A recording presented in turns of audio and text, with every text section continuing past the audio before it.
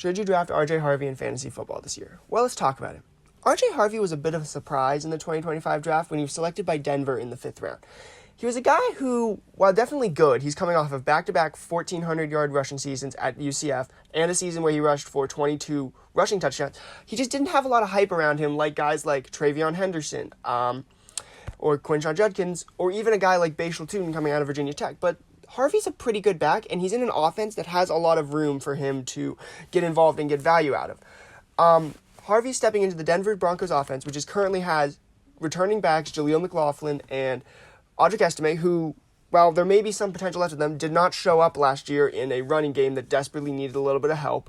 And J.K. Dobbins, who, while a good back, is definitely has injury concerns and is not always the most consistent runner.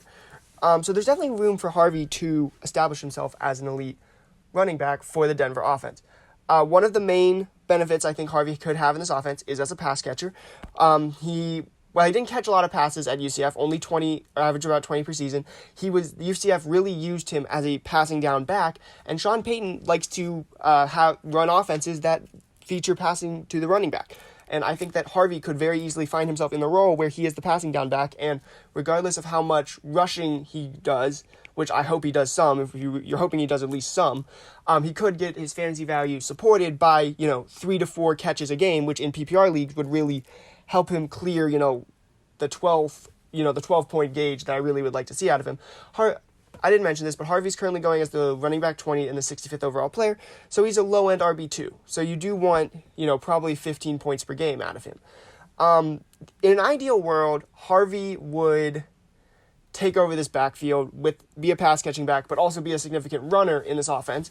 J.K. Dobbins is going to be involved at the beginning of the season, but ideally he would either be faded out or, we never wish injury on someone, but maybe pick up a little injury that kind of dampens him, and then Harvey would take over as the main rusher.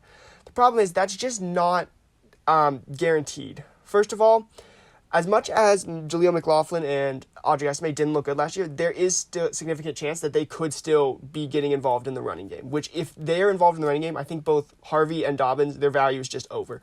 Also, Sean Payton's a bit of a bastard when it comes to actual running back stats, where last year, there was no designated goal line back. Every single back got carries on the goal line.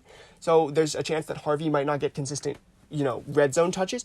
And also, Payton just does weird things with his running back. He'll say one thing one week and then do the exact opposite thing when it's actually game time. So I think that there's a chance for Harvey to be good, but I do think he's a bit of a risky pick. I'm giving him a B- because I think that there's value in this offense, but he might not be the one to tap it.